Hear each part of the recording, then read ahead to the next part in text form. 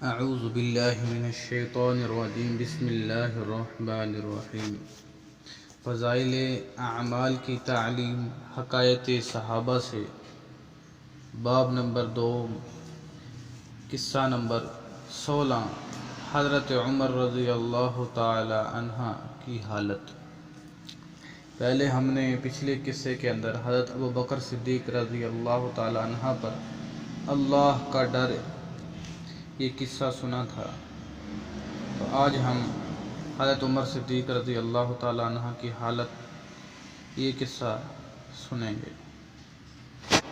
حضرت عمر رضی اللہ تعالی عنہ بسا اوقات ایک تنکا ہاتھ میں لیتے اور فرماتے کاش میں یہ تنکا ہوتا، کبھی فرماتے کاش مجھے میری ماں نے جنا ہی نہ ہوتا۔ ایک مرتبہ کسی کام میں مشغول تھے، ایک شخص آیا اور کہنے لگا کہ فلاں شخص نے مجھ پر ظلم کیا ہے، آپ چل کر مجھے بدلہ دلوا دیجئے۔ آپ رضی اللہ تعالی عنہ نے اس کے ایک درہ مار دیا کہ جب میں اس کام کے لیے بیٹھتا ہوں اس وقت تو آپ تو آتے نہیں، جب میں دوسرے کاموں میں مشغول ہو جاتا ہوں تو آ کر کہتے ہیں کہ بدلہ دلوا۔ وہ شخص چلا گیا۔ آپ رضی اللہ تعالی عنہ نے آدمی بھیج کر اس کو بلوایا اور درہ اس کو دے کر فرمایا کہ بدلہ لے لو۔ اس نے عرض کیا کہ میں نے اللہ کے واسطے معاف کیا۔ گھر تشریف لائے، 2 رکعت نماز پڑھی، اس کے بعد اپنے آپ کو خطاب کر کے فرمایا کہ اے عمر، تو کمینہ تھا، اللہ نے تجھ کو اونچا کیا، تو گمراہ تھا، اللہ نے تجھ کو ہدایت دی، تو ذلیل تھا، اللہ نے تجھ کو عزت دی، پھر لوگوں کا بادشاہ بنایا۔ اب ایک شخص آ کر کہتا ہے کہ مجھے ظلم کا بدلہ دلوا دے تو اس کو مارتا ہے، کل قیامت کے دن اپنے رب کو کیا جواب دے گا؟ بڑی دیر تک اسی طرح اپنے آپ کو ملامت کرتے رہے۔ آپ رضی اللہ تعالی عنہ کے غلام حضرت اسلم رضی اللہ تعالی عنہ کہتے ہیں کہ میں ایک مرتبہ حضرت عمر رضی اللہ تعالی عنہ کے ساتھ حرر کی طرف جا رہا تھا۔ ایک جگہ آگ لگی ہوئی تھی، آگ جلی ہوئی جنگل میں نظر آئی۔ حضرت عمر رضی اللہ تعالی عنہ نے فرمایا کہ شاید یہ کوئی قافلہ ہے جو رات ہو جانے کی وجہ سے شہر میں نہیں گیا، باہر ہی ٹھہر گیا، چلو اس کی خیر خبر لیں، رات کو حفاظت کا انتظام کریں۔ وہاں پہنچے تو دیکھا کہ ایک عورت ہے جس کے ساتھ چند بچے ہیں جو رو رہے ہیں اور چلا رہے ہیں، اور ایک دیچکی چولہے پر رکھی ہے جس میں پانی بھرا ہوا ہے اور اس کے نیچے آگ جل رہی ہے۔ انہوں نے سلام کیا اور قریب آنے کی اجازت لے کر اس کے پاس گئے اور پوچھا کہ یہ بچے کیوں رو رہے ہیں؟ عورت نے کہا کہ بھوک سے لاچار ہو کر رو رہے ہیں۔ دریافت فرمایا کہ اس دیگچی میں کیا ہے؟ عورت نے کہا کہ پانی بھر کر بہلانے کے واسطے آگ پر رکھی ہے کہ ذرا ان کو تسلی ہو جائے اور سو جائیں۔ امیر المومنین حضرت عمر رضی اللہ تعالی عنہ کا اور میرا اللہ ہی کے یہاں فیصلہ ہوگا کہ میری اس تنگی کی خبر نہیں لیتے۔ حضرت عمر رضی اللہ تعالی عنہ رونے لگے اور فرمایا کہ اللہ تجھ پر رحم کرے، بھلا عمر کو تیرے حال کی کیا خبر ہے؟ کہنے لگے کہ وہ ہمارے امیر بنے ہیں اور ہمارے حال کی خبر بھی نہیں رکھتے۔ اسلمہ رضی اللہ تعالیٰ عنہ کہتے ہیں کہ حضرت عمر رضی اللہ تعالیٰ عنہ مجھے ساتھ لے کر واپس ہوئے اور ایک بوری میں بیت المال میں سے کچھ آٹا اور کھجوریں اور چربی اور کچھ کپڑے اور کچھ درہم لیے، غرض اس بوری کو خوب بھر لیا اور فرمایا کہ میری کمر پر رکھ دے۔ میں نے عرض کیا کہ میں لے چلوں؟ آپ رضی اللہ تعالی عنہ نے فرمایا نہیں، میری کمر پر رکھ دے۔ 3 مرتبہ جب میں نے اصرار کیا تو فرمایا کیا قیامت میں بھی میرے بوجھ کو تو ہی اٹھائے گا؟ اس کو میں ہی اٹھاؤں گا، اس لیے کہ قیامت میں مجھ ہی سے اس کا سوال ہوگا۔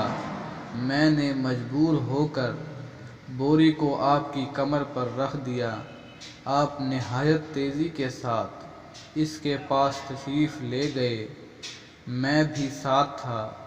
وہاں پہنچ کر اس دیگچی میں آٹا اور کچھ چربی اور کھجوریں ڈالیں اور اس کو چلانا شروع کیا اور چولہے میں خود ہی پھونک مارنا شروع کیا۔ اسلم رضی اللہ تعالیٰ عنہ کہتے ہیں کہ آپ رضی اللہ تعالیٰ عنہ کی گنجان داڑھی سے دھواں نکلتا ہوا میں دیکھ رہا تھا، حتیٰ کہ حریرہ سا تیار ہو گیا۔ اس کے بعد آپ نے اپنے دستے مبارک سے نکال کر ان کو کھلایا۔ وہ سیر ہو کر خوب ہنسی کھیل میں مشغول ہو گئے اور جو بچا تھا وہ دوسرے وقت کے واسطے ان کے حوالے کر دیا۔ وہ عورت بہت خوش ہوئی اور کہنے لگی کہ اللہ تعالیٰ تمہیں جزائے خیر دے، تم تھے اس کے مستحق کہ بجائے حضرت عمر رضی اللہ تعالیٰ عنہ کے تم ہی خلیفہ بنائے جاتے۔ حضرت عمر رضی اللہ تعالیٰ عنہ نے اس کو تسلی دی اور فرمایا کہ جب تم خلیفہ کے پاس جاؤ گی تو مجھ کو بھی وہاں پاؤ گی۔ حضرت عمر رضی اللہ تعالیٰ عنہ اس کے قریب ہی ذرا ہٹ کر زمین پر بیٹھ گئے اور تھوڑی دیر بیٹھنے کے بعد چلے آئے اور فرمایا کہ میں اس لیے بیٹھا تھا کہ میں نے ان کو روتے ہوئے دیکھا تھا، میرا دل چاہا کہ تھوڑی دیر ان کو ہنستے ہوئے بھی دیکھ لوں۔ صبح کی نماز میں اکثر سورۃ کہف، طٰہٰ وغیرہ بڑی سورتیں پڑھتے اور روتے کہ کئی صفوں تک آواز جاتی۔ ایک مرتبہ صبح کی نماز میں سورۃ یوسف پڑھ رہے تھے، انما اشکو بثی وحزنی الی اللہ پر پہنچے تو روتے روتے آواز نہ نکلی۔ تہجد کی نماز میں بعض مرتبہ روتے روتے گر جاتے اور بیمار ہو جاتے۔ یہ ہے اللہ کا خوف فائدہ، یہ ہے اللہ کا خوف اس شخص کا جس کے نام سے بڑے بڑے نامور بادشاہ ڈرتے تھے، کانپتے تھے۔ آج بھی 1350 برس کے زمانے تک اس کا دبدبہ مانا جاتا ہے۔ آج کوئی بادشاہ نہیں، حاکم نہیں، کوئی معمولی سا امیر بھی اپنی رعایا کے ساتھ ایسا برتاؤ کرتا ہے۔ بس میرے بھائیو، دوستو، بزرگو، اللہ تعالیٰ نے میری اور آپ کی بلکہ ساری انسانیت کی دنیا آخرت کی ساری کامیابی دین میں رکھی ہے میرے بھائیو، دوستو، بزرگو۔ تو ہم حضرت عمر رضی اللہ تعالیٰ عنہ کی حالت کا قصہ سن رہے تھے۔ فرماتے ہیں کہ ایک آدمی کو حضرت عمر رضی اللہ تعالی عنہ جو تھے نا، جب ان کی خلافت ان کے خلیفہ بنے تو ایک وقت تھا کہ وہ لوگوں کی شکایات سنا کرتے تھے۔ وہ جو تھا نا آدمی، وہ کہیں اس ڈیوٹی کے بعد آ گیا۔ ہمیں تو دیکھو، اگر ہماری ڈیوٹی بھی ہوتی ہے نا میرے بھائی دوستو بزرگوں، تو ہم تب بھی کسی کا کام نہیں کرتے۔ ڈیوٹی کے بغیر یعنی کہ فارغ وقت میں یا آرام کے وقت میں وہ آیا اور کہا کہ اے عمر مجھے جو ہے انصاف لے دیجئے، تو انہیں غصہ آ گیا۔ انسان ہے، فطرتی عمل ہے، اور اسے کوئی درہ مار دیا ایک کہ تو جس وقت میری ڈیوٹی ہوتی ہے، میں تھکا کام کے لیے بیٹھا ہوتا ہوں، اس وقت تو آپ آئے نہیں، ابھی آ گئے ہو۔ تو وہ شخص چلا گیا اور پھر جو ہے سوچا کہ کتنی زیادتی کی ہے میں نے اس آدمی کے ساتھ۔ تو یہ اسلام کے دوسرے خلیفہ حضرت محمد صلی اللہ علیہ وسلم کے بعد، تو اتنے بڑے رتبہ ہونے کے باوجود اور اس وقت بادشاہ ہونے کے باوجود اتنی عاجزی اور فکر مندی، کیا کہتے ہیں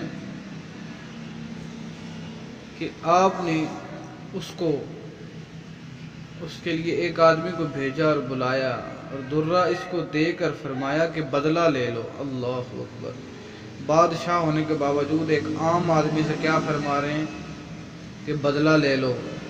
اس نے عرض کیا کہ میں نے اللہ کے واسطے معاف کیا، گھر تشریف لائے اور 2 رکعت نماز پڑھی۔ اس کے بعد اپنے آپ کو خطاب کر کے کیا فرمایا کہ اے عمر تو کمینہ تھا، اللہ نے تجھ کو اونچا کیا، تو گمراہ تھا، اللہ نے تجھ کو ہدایت دی، تو ذلیل تھا، اللہ نے تجھ کو عزت دی، پھر لوگوں کا بادشاہ بنایا۔ اب ہمیں اللہ سبحانہ وتعالی نے سوچیں کتنی نعمتیں دی ہیں، رزق دیا، عزت دی، صحت دی، کامیابی دی۔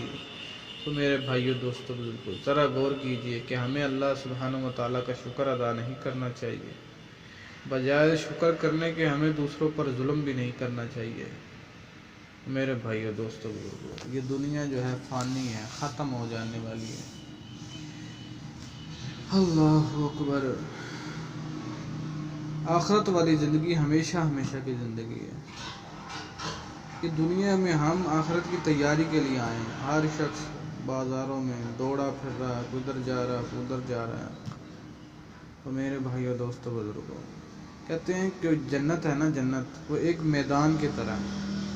حدیث کا مفہوم ہے کہ جو شخص ایک دفعہ سبحان اللہ کہے گا نا، اس میں ایک درخت لگے گا۔